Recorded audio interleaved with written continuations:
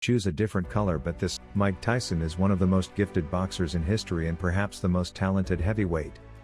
The potential of the Iron Mike was so great that he could dominate the ring for many years, but despite all of his brutality and the aggressiveness he displayed, he was a person who needed very delicate psychological support. When Cus D'Amato and later Kevin Rooney were beside Mike, he was a real machine of knockouts. Before we continue, don't forget to punch the subscribe button and ring the notification bell. Also like and share the video with your friends. The Mike Tyson of that period is the Tyson that we know and love. His professional career started in March 1985. By the end of the year, Tyson had fought 15 times and won each of them by KO or TKO. Back then it was already obvious that in the near future fans would be able to witness something special. 20 months after his debut, Mike Tyson stepped into the ring against champion Trevor Berbick. The WBC title was at play. About 8,800 people came to see this truly historic battle called the Doomsday by advertisers, including movie stars and numerous celebrities. At the age of 20, Mike Tyson, because of his victory, became the youngest world champion in boxing history and exceeded Floyd Patterson's record. Only few people know, but one backstage conflict happened that evening. The famous Berbick coach Angelo Dundee, knowing that Tyson would come out in his traditional black shorts, brought Berbick to the ring in black shorts. According to the rules of the Nevada Athletic Commission, the challenger had to choose a different color, but this psychological attack was useless. Tyson's team paid a fine of $5,000 and Mike came out in his traditional shorts. Tyson defeated him in 2 rounds and became the world champion. This was not only a fight, this was an extermination. 3 times the champion fell to the floor after only 1 hit. This began a new era in world boxing, the era of Iron Mike Tyson.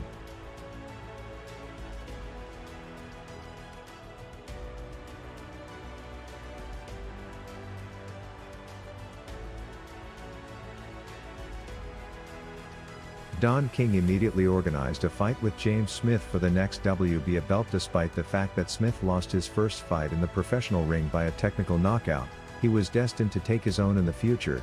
He defeated famous Englishman Frank Bruno and knocked out former WBA world champion Mike Weaver, but the climax of his boxing achievements was 12th of December 1986. When he defeated Tim Witherspoon and won the championship belt, sending his opponent to the floor 3 times in the first round. Now Smith was waiting for a much more serious test, Iron Mike Tyson. In May 1987 they had a duel which Mike defeated James Smith by decision of the judges. According to the results of the battle, Mike Tyson delivered 317 hits, of which 191 hit their target, accuracy of 60%. Smith's results were 223 hits, 51 on target, accuracy of only 23%. It was the 28th consecutive victory for Mike Tyson, a victory after which he could already show off 2 championship belts.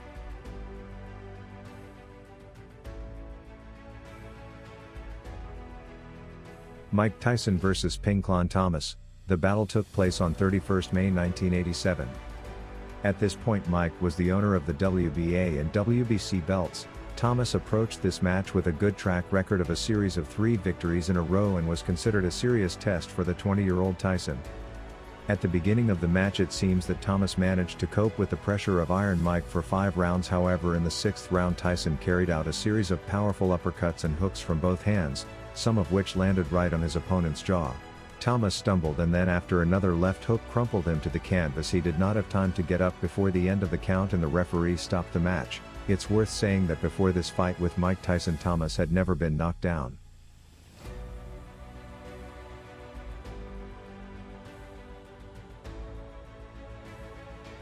The next opponent was Tony Tucker, the IBF title holder since the beginning of his career in 1980, and over the next 7 years Tony Tucker had not known defeat.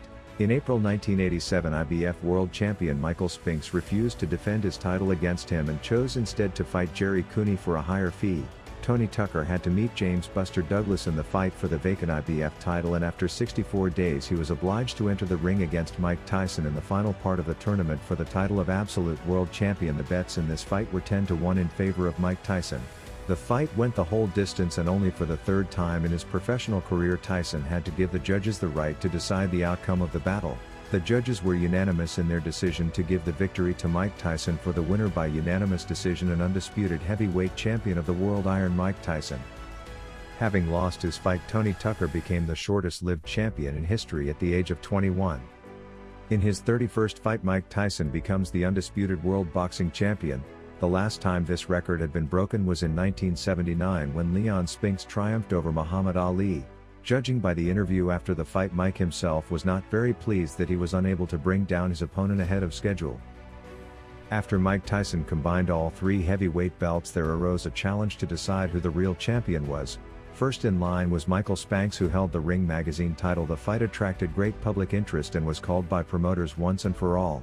The winner would leave the ring absolute and unconditional champion. In the summer of 1988, the long-awaited match took place and lasted only one round. Mike knocked out his opponent in the first round.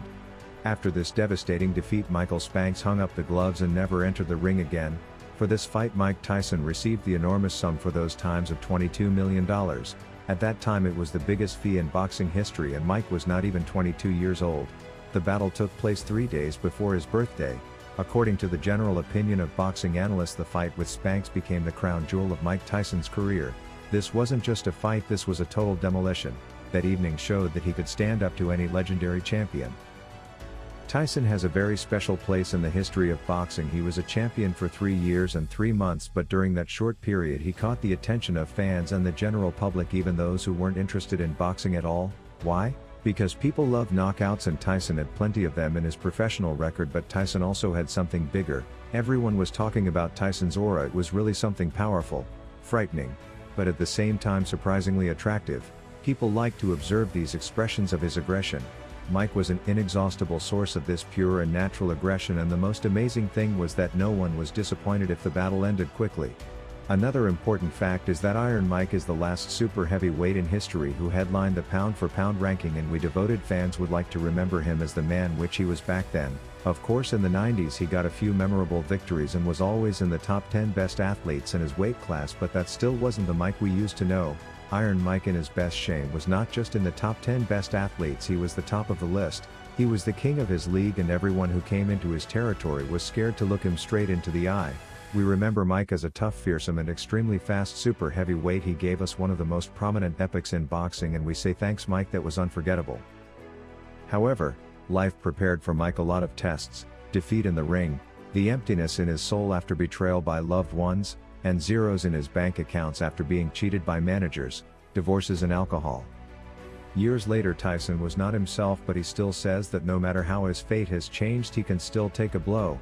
Judge Mike by his young years, when he fought primarily for the victory. His latest fights were for money. He just had to go into the ring, but the fire was no longer in his eyes. He did not fight for victory. There is no doubt that Mike Tyson at the peak of his career was one of the best athletes in the history of boxing, but you can't be on top forever. Even legends do not hold in the ring forever. Their days are also numbered. Which fight was your favorite? What do you think about Mike Tyson? Please let me know in the comments below, and I will handpick and feature your comment in the next video, so don't forget to comment. If you enjoyed the video, please make sure you hit the like button to show your support. It was a pleasure to talk to you guys. Please like and share the video with your friends.